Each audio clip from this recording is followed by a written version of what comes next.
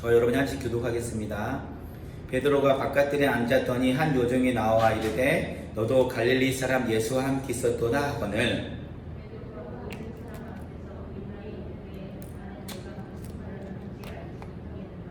앞문까지 나아가니 다른 여종이 그를 보고 거기에 있는 사람들에게 말하되 이 사람은 나사렛 예수와 함께 있었도다 하매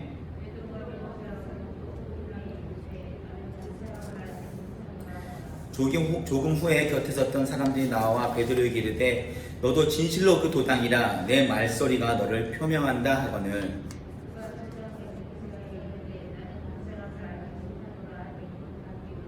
이에 베드로가 예수의 말씀 닭이 울기 전에 내가 3번 나를 부인하리라 하심이 생각나서 밖에 나가서 심히 통곡하니라. 아멘. 할렐루야. 아멘. 사랑하고 축복합니다. 이 시간이 점점 그리울 것 같아요. 항상 제가 금요일날 이 시간에 말씀을 전하기 앞서 한 주간의 삶을 나눴거든요. 그래서 여러분들은 저의 삶을 다 아시는 분들입니다. 제가 항상 여기서 고백했거든요. 이번 주에 무슨 일이 있었고요. 뭐 힘들었고요. 어쨌고요. 저쨌고요.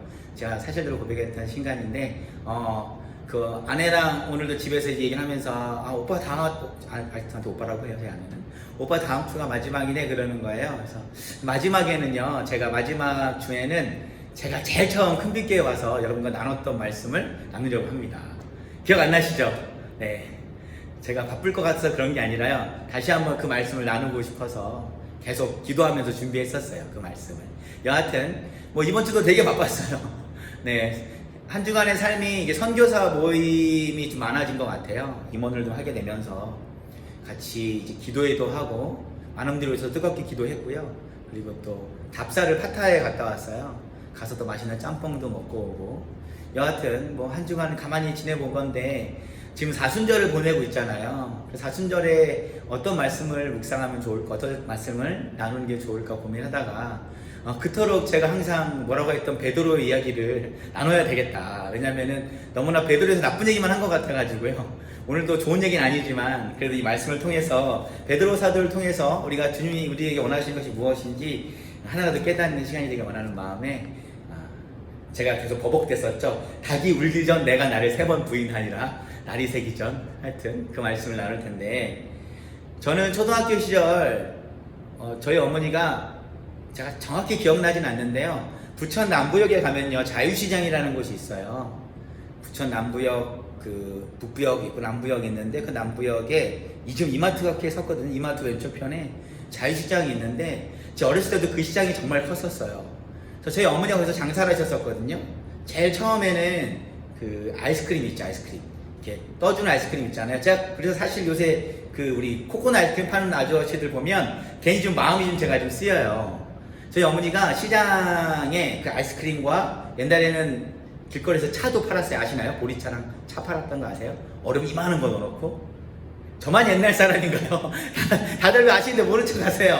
네, 저보다 나이가 다 많으신 걸로 제가 알고 있는데 여하튼 저희 어머니가 그 하루 종일 그 이만한 카트에 아이스크림과 그 물통을 가지고 시장 끝에 갔다가 다시 끝으로 오고 하루 종일 왔다 갔다 하면서 아이스크림과 그 차, 보리차나 차를 파셨어요. 그러고 나서 이제 저희 어머니가 조금 돈이 모인 돈을 가지고 이제 깡시장, 새벽시장에 가서 물건을, 그러니까 야채를 떼다가 팔았는데 그 옛날 시장 같은 경우는 관리하는 분들이 계셨는데 지금 생각해보면 그 사람들은 깡패들인 것 같아요.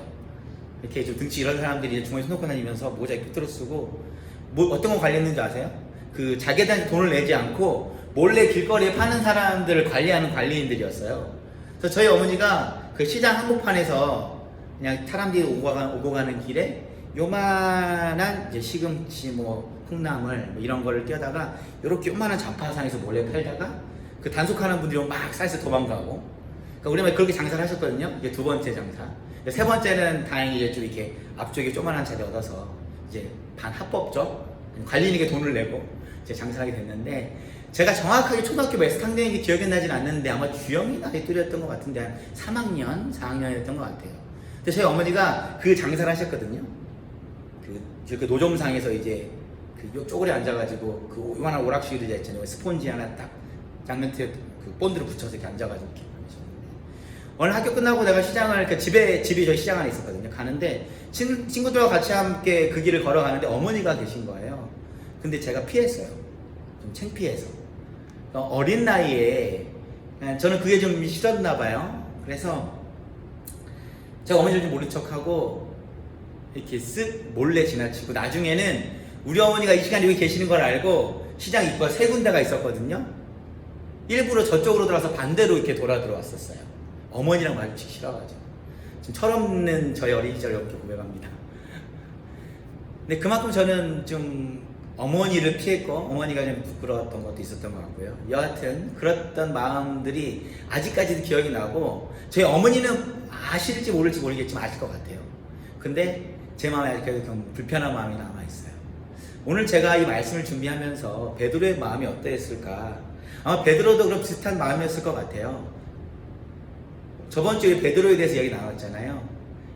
예수님이 정말 특별히 사랑하신 제자고, 또 되게 감정적이고, 그리고 또 이제 뭔가 선동할 수 있는 그런 능력도 좀 있고요. 그런데 오늘 베드로가 왜 굳이 예수님을 부인했을까? 라는 이런 생각부터 시작하게 됐어요. 이 말씀이. 왜 예수님을 부인했지? 제가 오늘 말씀을 69절부터 75절에 가만히 보니까 그 전에 베드로가, 우리가 예수님께서 기도하시고 잡히실 때에 이제 칼을 가지고 천부장의 한 사람의 귀를 잘라요. 예수님 꾸짖죠. 베드로를 꾸짖죠. 그러고 나서 예수님을 잡혀고 제자들은 흩어졌다고 나와 있는데, 예수님이 십자가에 못 박히는 그 순간까지 예수님의 제자들 중에 잡힌 사람이 없어요. 예수님의 제자들 중에 처벌을 받은 사람이 없어요. 사실은 베드로가 가만히 생각해보면 군대에 있는 졸병을 귀를 잘랐잖아요. 이거 엄청나게 큰 잘못된 거 아닌가요? 여치됐건 그런 일을 벌였음에도 불구하고 베드로는 잡히지 않았어요. 저는 베드로가 완전히 도망간 줄 알았는데, 오늘 말씀 보니까 말씀의 위치가 어딘지 아세요? 예수님이 공회에서 이제 심판받고 그 공회 앞에 뜰에 있는 거예요. 그리고 이 말씀의 전장을 보면 예수님께서 심판받을 때 베드로가 어디 있었는지 아세요? 먼발치에서 지켜보고 있었어요. 도망가지 않고 베드로는 그 자리에 그냥 조금 떨어져 있지만 함께 있었던 거예요. 근데 누군가 베드로를 알아봤죠. 69절에 베드로를 알아본 사람이 있는데 한 여종이 나와 그랬거든요. 이 여종이 누가 보면 요한복음에는 제사장의 종이라고 나와져 있어요. 그 여종은 그렇게 힘 있는 사람이 아니에요. 그 여종이 나와서 이야기를 합니다. 그리고 오늘 있던 장소는 아까 장소적인 설명 드렸죠. 근데 예수님, 왜 베드로가 굳이 그 여종 앞에서 예수님을 부인했을까? 이런 고민을 시작을 하게 됐어요. 제가 오늘 말씀 전에 드렸던 저의 과거를 말씀드렸잖아요. 제가 친구들 앞에서 어머니를 모른 척 했던 그 이유를 생각해 봤어요. 사실 가난한 것이 부끄러운 것보다, 우리 어머니의 형색이 좀 이렇게 안 좋은 것보다, 내가 어머니가 아는 척을 하면 그 가난한 현실을 인정하게 되는 게 싫었던 것 같아요. 현실을 부정하고 싶었던 거예요. 나의 정확한 현실을 친구들에게 알려주기 싫었어요. 오늘 말씀의 베드로 또한 예수님이 잡혔다는 그 현실 자체를 부정하고 싶었을 것 같아요. 내가 믿고 따르던 그분이 잡혔다는 게 좀 믿어지지도 않았고, 왜 베드로가 먼발치에서 자꾸 예수님을 쳐다보고 있었을까? 그리고 심판이 다 끝난 후에도 그 자리를 벗어나지 않고 그 뜰에 밖에서 사람들 같이 있었던 모습을 보면 아마 속으로 예수님이 다시 뭔가 결박을 풀고 따단하고 슈퍼히어로처럼 나타나지 않을까? 이런 기대가 있을지 모르겠지만 가만히 생각해보는데 현실은 그렇지 못하잖아요. 베드로가 정말로 두려운 마음을 컸다면 그 재판장 자리에 가지 않았을 겁니다. 도망가지 않았을까요? 나 잡히면 어떡하지? 베드로는요, 계속 그 마음 안에 예수님이 뭔가 일을 벌릴 거라는 기대가 있었을 것 같아요. 그렇지 않고선 재판하는 그 자리와 끝난 이후에도 그 곳을 떠나지 못한 그 마음이, 그 모습이 이해가 되진 않아요.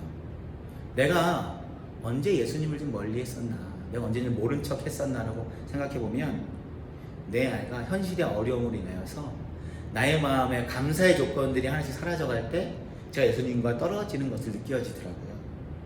그리고 내가 기대하는 마음대로, 내가 생각하는 대로 하나님이 응답하지 않았을 때 그런 마음이 들기 시작합니다. 예수님은 잡혀야만 했습니다.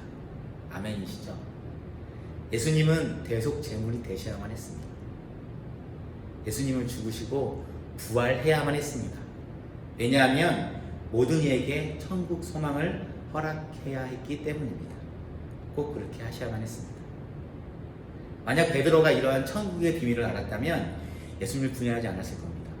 인류의 삶을 믿는 사람이 지금 현재의 그 어려움과 현재의 나쁜 일들이 크게 느껴질까요? 예수님을 믿고 부활한다는 자기도 그 부활신에 충만하다면 부인하지 않았을 거예요. 만약 베드로가 이런 천국 비밀을 알고 있었다면 예수님과 끝까지 함께 했을 겁니다. 나중에 이것을 완전히 깨닫는 베드로는 어떻게 됐나요?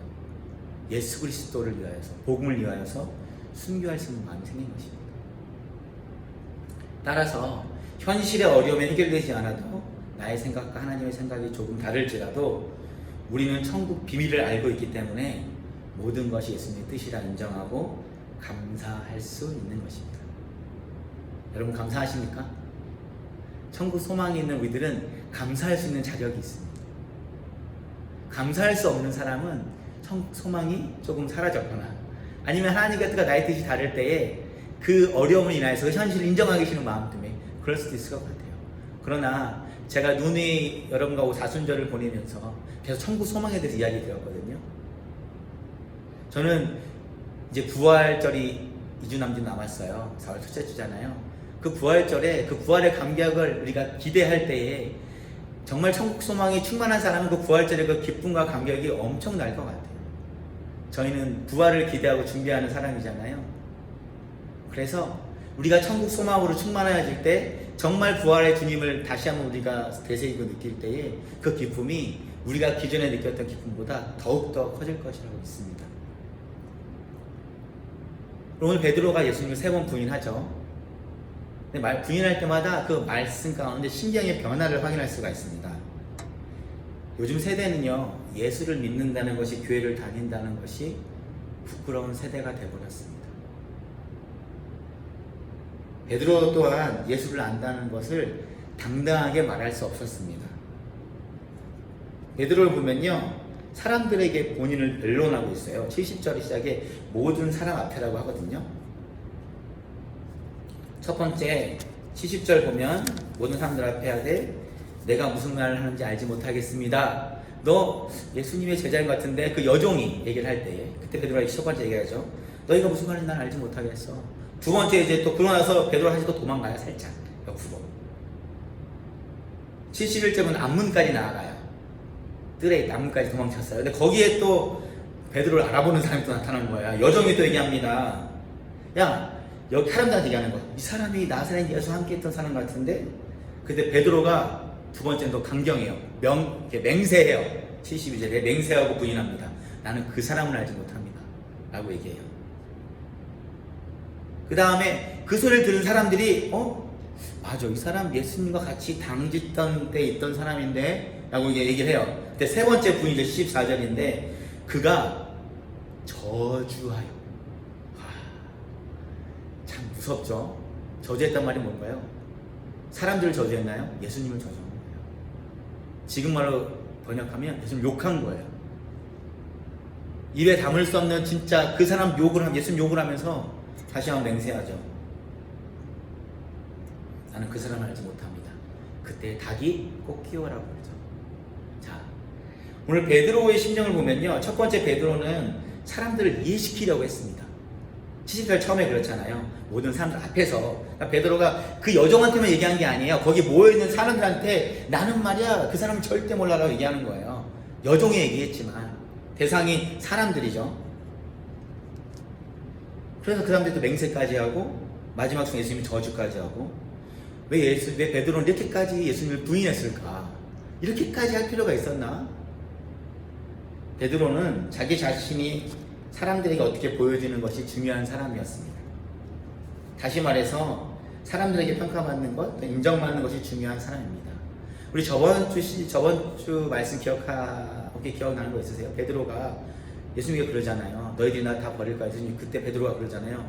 예수님, 여기 있는 모든 사람들이 다 주를 버릴지라도 저는 주를 버리지 않겠습니다. 이 말 하잖아요. 그때 우리 말씀에 듣는 대상 예수님도 있지만 거기 보면 제자들이라고 했잖아요.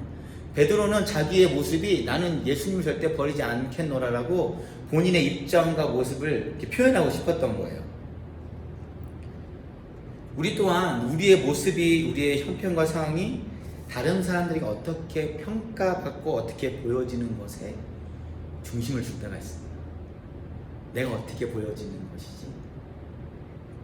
제가 조금 더 부끄러운 고백 해도 될까요? 얼마 안 남았으니까. 제가 청년 때 정말 믿음이 좋은 척을 하고 싶은 거예요. 그런 적 없으세요? 뭐 저만 그렇다 생각할게요.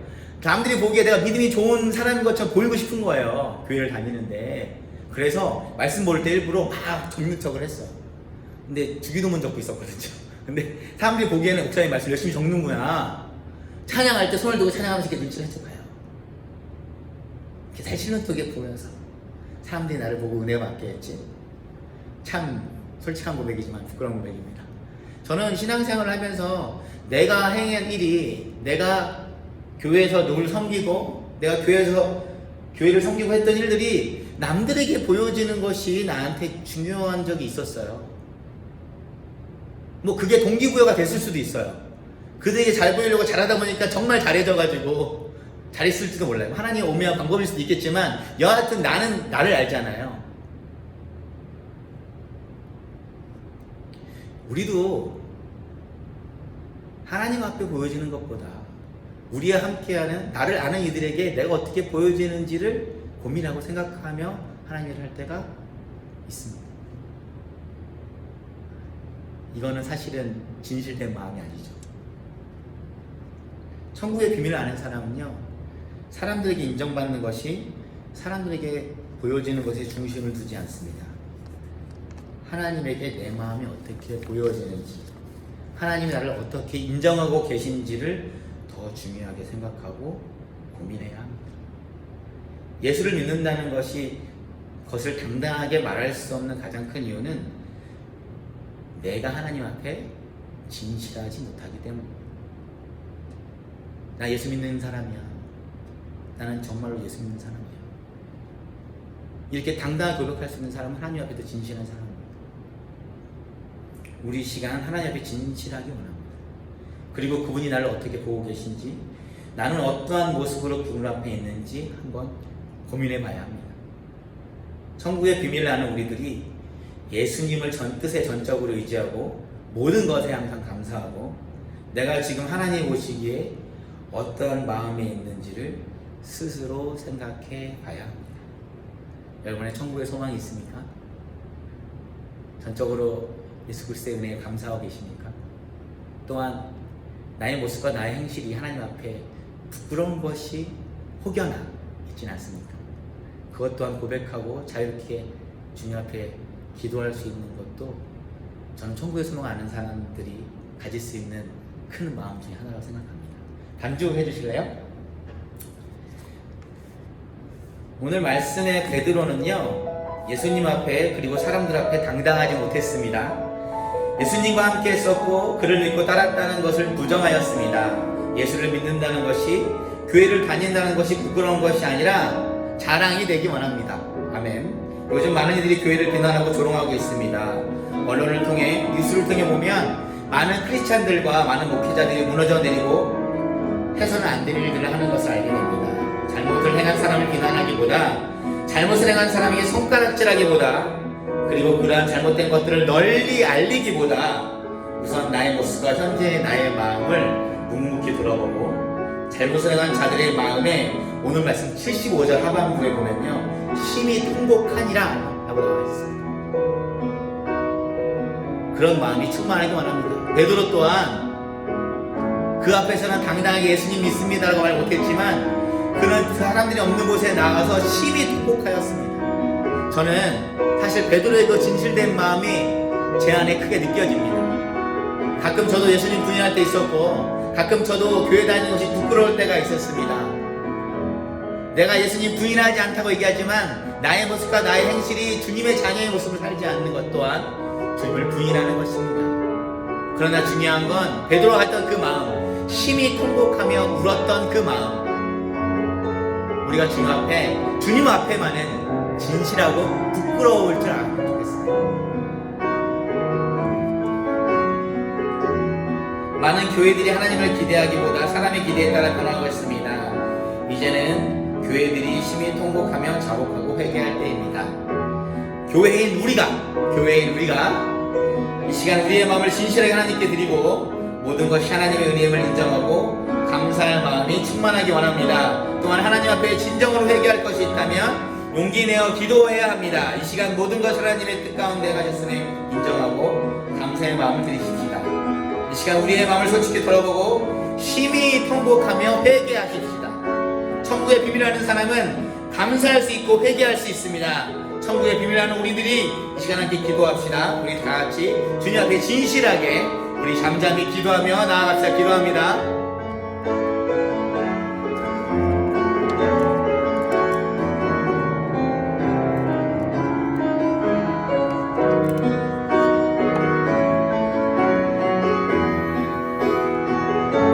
하나님, 시간 저희가 주님 앞에 진실하기 원합니다. 천국 소망을 깨달은 우리들이 이 시간이 말씀을 통하여서 주시는 것들을 더욱더 알고 진실되게 또한 용기 있어 주님을 고백하는 시간 되게 하여 주시옵소서. 아버지, 나의 모습과 나의 행실이 주님의 영광을 가린 것뿐만 아니라 주님의 일하심을 부정한 것이 있지는 아니었습니까? 내가 입술로 주를 부인하지 아니하였지만 나의 모습을 통해서 주님의 영광이 가리었다면 그것 또한 예수를 부인하는 것과 다름없는 것이 아닙니까? 하나님, 이 시간 저희가 원하옵기는 오늘 베드로의 마지막 그 고백처럼 심히 통곡할 마음이 우리 안에 충만하게 임하여 주시옵소서. 아버지, 용기 내어 회개할 수 있는 자들을 기이 여기시는 주님, 이 시간 저희가 주님 앞에 우리의 잘못된 것들을, 우리의 나약한 것들을 진실하고 신실하게 주께 고백하기 원합니다. 아버지, 주님 오시는 그날까지 아버지 영광만을 구하며 나의 모습과 나의 생각 가운데 주님 영광에 가리는 것이 하나라도 있다면 이 시간 주님 앞에 진실하게 고백할 수 있는 믿음을 부어 주시옵소서. 많은 이들이 교회를 비난하고 있습니다.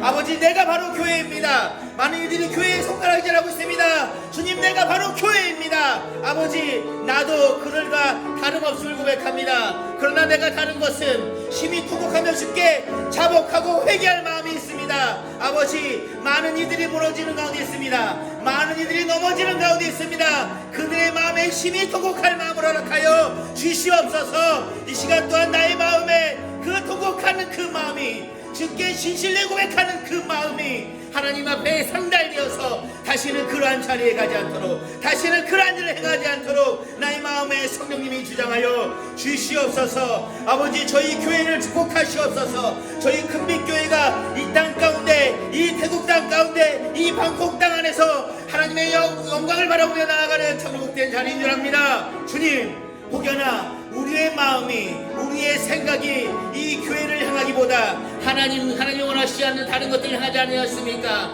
또한 내가 주님을 행할 때에 아버지 앞에 진실되기보다 사람들에게 보여지는 것에 더욱더 중심을 두지 아니하였습니까? 아버지, 그 모든 것들을 전부 제하여 주시어서 온전히 주님 앞에 진실하고 신실한 마음으로 굳건히 세워 주시옵소서. 지금 이 교회를 축복하여 주시옵소서. 우리가 찬양할 때, 우리가 고백할 때에 이 찬양을 통하여서 우리 교회가 더욱더 주님의 사랑이 넘치는 교회가 되도록 축복하시고 일하시옵소서. 아버지, 우리 입술의 권세를 사용하기 원합니다. 우리 입술의 권세를 주장하기 원합니다. 우리 입술의 권세에 따라 아버지께서 일하시고 우리가 그 권세를 온전히 주님의 뜻 가운데 사용할 수 있도록 우리 입술을 주장하여 주시옵소서.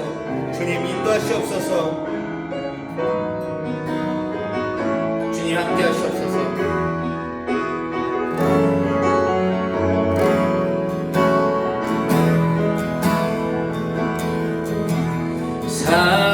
사랑이 넘치고다, 사랑이 넘치는 교회, 섬김이 원하기보다 섬김의 기쁨 알아가는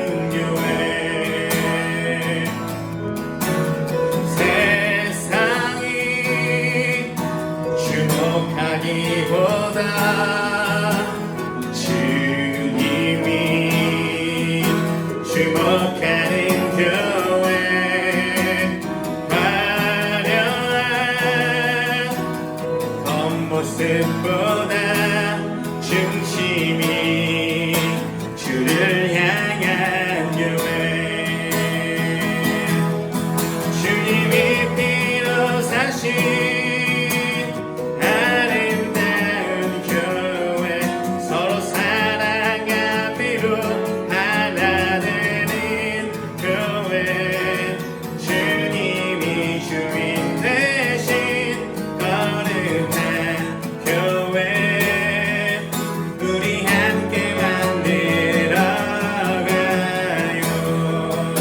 내 작은 생각보다도 내 작은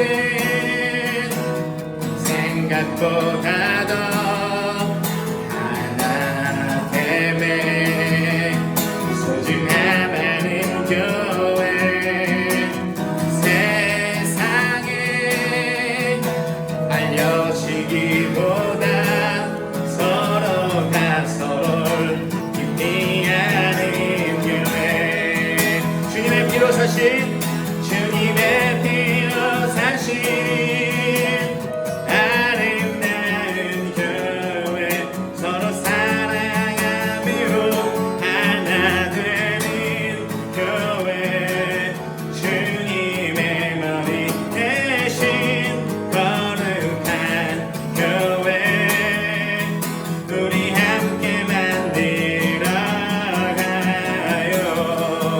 주님의 피로 사신 주님의 피로 사신 아름다운 교회 서로 사랑함으로 하나 되는 교회 주님의 머리 대신 거룩한 교회 우리 함께 만들어가요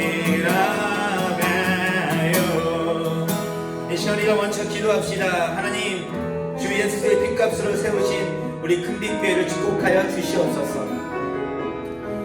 저희 교회가 주님을 예배할 때마다 주님의 임재가 드러나며 하나님의 하심이 나타내지는 복된 교회 되게 하여 주시옵소서. 세상의 자랑이 아니라 주님의 자랑이 되는 교회 되게 하여 주시옵소서. 이 시간 저희 교회와 우리 주일에 있을 예배를 놓고 우리 잠시 동안 기도합시다. 우리 기도합니다. 참으로 놀라우신 하나님, 오늘 말씀을 통하여서 우리의 마음에 천국 소망에 충만하게 하심에 감사드립니다. 아버지, 이 세대가 많은 교회를 손가락질할지라도 주님 원하 없기는 저희 큰빛교회는 그런 가운데서 주님의 사랑이 넘치는 교회로 인정받는 곳으로 주님 든든히 세워 주시옵소서. 더욱더 원하 없기는 내가 바로 주님의 교회인 줄 압니다. 하나님, 내가 바로 큰빛 교회인 줄 압니다. 내가 어떤 곳에 있든지 내가 무엇을 하든지 나의 모습을 통하여서 주님의 영광이 드러나게 주님 우리의 삶을 축복하시고 사용하여 주시옵소서. 아버지, 더욱더 저희 교회가 주님의 사랑이 충만하여서 여기에 모인 이들이 또한 우리의 모임을 부러워하는 이들이 넘치도록 주님 축복하여 주시옵고, 안타깝게도 우리 함께하지 못한 자들이 너무나 많은 줄 압니다. 그들의 마음을 더욱더 돌이켜 주시옵소서. 주님의 교회를 향하게 하시고 주님의 사랑을 더욱더 가지고 그들이 주님의 전에 나와 주님의 교회를 든든히 세워나가는 데 쓰임받는 꾼으로 주님 붙잡아 주시옵소서. 많은 기관들이 있습니다. 많은 기관장들이 있습니다. 주님, 그 기관과 그에 먼저 세워진 자들이 하나님을 두려워하며 주님의 사랑으로 충만하여서